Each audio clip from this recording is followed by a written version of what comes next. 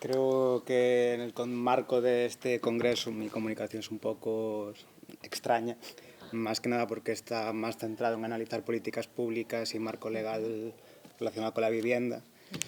Pero bueno, creo que es importante también analizar el impacto de la ficción y los discursos que la ficción construye, porque la globalización ha implantado un consumo cultural mundial.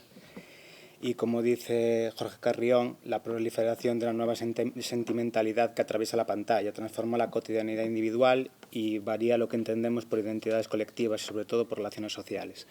Un poco lo que decían de Carrión es que las ficciones televisivas obviamente crean visiones del mundo y discursos sobre la política, y que esto tiene un impacto en la opinión pública y por lo tanto si tiene un impacto en la opinión pública también puede tener un impacto en lo que el poder legislativo legisla, y aquí ya entroncaría un poco con el análisis del marco legal y de las políticas públicas que se llevan a cabo en torno a la vivienda. Show Me a Hero. ¿Necesitas poner algo? No, puedo para aforrar tiempo. Vale. Show Me a Hero es una ficción, pero está basada en un caso real. Está basada en un libro de no ficción que investiga un caso real sucedido en la ciudad de Yonkers, que es una ciudad dormitorio de Nueva York. Está un río Hudson arriba de Nueva York. Sucedido a finales de los 80, principios de los 90. Básicamente, la Asociación por Defensa de los Derechos de las Personas de Color y el Departamento de Vivienda de Estados Unidos denunciaron a la ciudad porque consideraban que su plan urbanístico segregaba a las personas de color. Esto fue a juicio. En diferentes instancias los jueces le dieron la razón a los demandantes y se obligó a la ciudad de Yonkers a aprobar un plan urbanístico que incorporara 200 viviendas de protección oficial para personas que vivían en barrios guetificados en los barrios de clase media.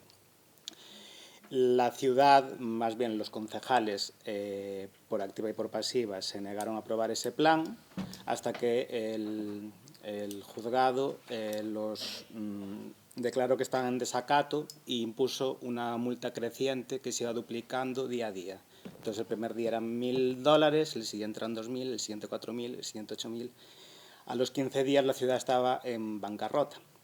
Entonces fue intervenida por el Estado de Nueva York, básicamente porque tuvieron que cerrar la práctica totalidad de sus servicios municipales y al final se vieron obligados a aprobar el plan de viviendas que se le había demandado.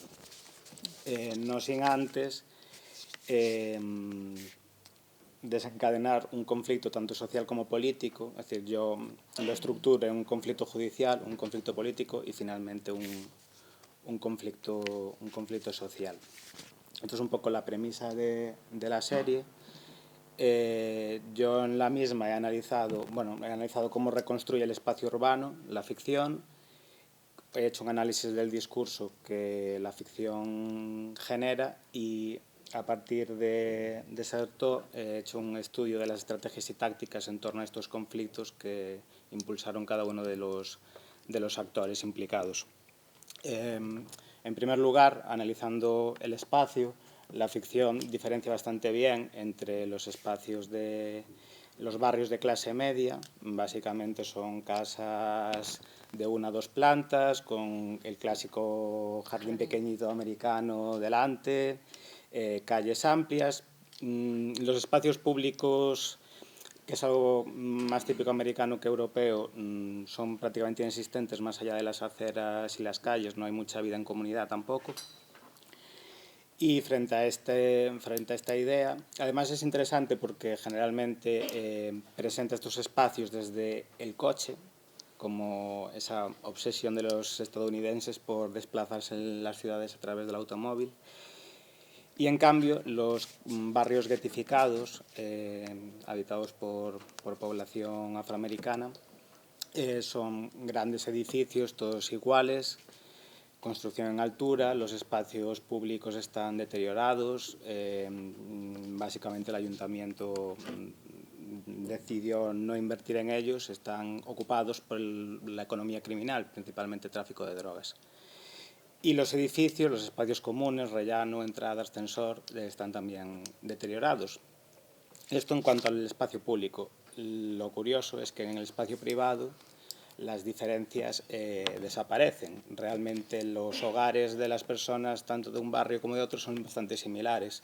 Básicamente porque los personajes que habitan en el barrio ghettificado se preocupan mucho por sus casas, obviamente son sus hogares donde han creado sus familias, y lo que desean es vivir en un barrio que permita que sus hijos puedan jugar en el parque, que ellos puedan intercambiar opiniones y conversaciones con sus vecinos, etc.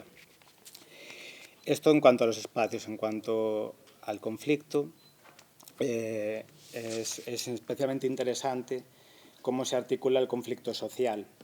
Básicamente, un grupo de ciudadanos de los barrios de clase media organizan una plataforma vecinal que se llama Save Yonkers, que ya dice bastante de cuáles eran los presupuestos detrás de la idea. Básicamente, ellos denunciaban que si se construían esas casas de protección oficial en sus barrios, lo que iban a traer era drogas, bajar el precio de sus viviendas, y lo que había detrás de todo esto era obviamente un conflicto racial bastante grave. Racismo y clasismo. Era un cóctel explosivo que llevó a que se movilizaran y provocaran que los concejales, con miedo a perder su puesto de trabajo, aceptaran sus proposiciones discursivas y no aprobaran el plan de viviendas. De hecho, este conflicto se llevó por delante a 3 alcaldes en la ciudad. El alcalde que estaba cuando se dictó la sentencia perdió las siguientes elecciones por defender que finalmente había que aprobar el plan de viviendas. El siguiente alcalde, que es el protagonista de la serie, también perdió las elecciones porque al final aprobó el plan de viviendas. Y el siguiente alcalde, que era el principal portavoz político de esta plataforma vecinal y que decía...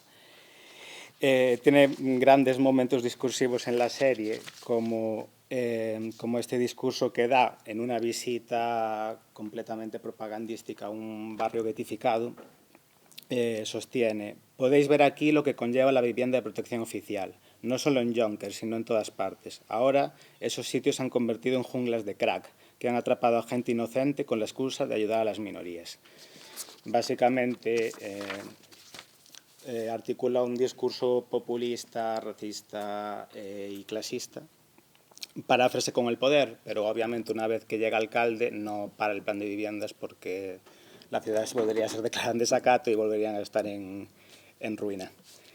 Teniendo en cuenta todo esto y todos estos conflictos que narra la serie, lo especialmente interesante y lo que sostiene el creador de la misma, que es David Simon, que es muy conocido por ser el autor detrás de The Wire, que es posiblemente la serie que mejor ha retratado la vida urbana y los problemas urbanos, es que en el fondo lo que radica aquí es un problema comunicativo en la ciudad, tanto entre los poderes públicos y los ciudadanos como entre los ciudadanos de diferentes barrios. Caminamos hacia unas ciudades cada vez más dualizadas entre barrios ricos y barrios pobres.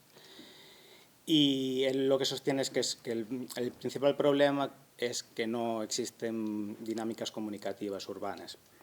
Y de hecho, una vez que el plan se aprueba y antes de que se construyan dichas ciudades, el Departamento de Vivienda de Estados Unidos, poniendo en marcha una acción sociocomunicativa muy interesante, decide organizar encuentros entre familias de los barrios de clase media y familias de los barrios ghettificados que después se mudarán a ese barrio.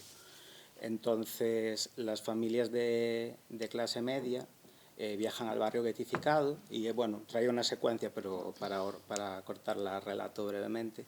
Básicamente llegan al barrio, obviamente todos son cara de asombro por ver lo deteriorados que están esos barrios, pero una vez que llegan a los hogares de estas personas y ven cómo son y conversan con ellas, descubren que al final no es real eso que creían que los separaba, y muchas veces no somos capaces de ver más allá de nuestro estatus económico o de en qué barrios vivimos para ver que al final todos somos ciudadanos y todos construimos la ciudad.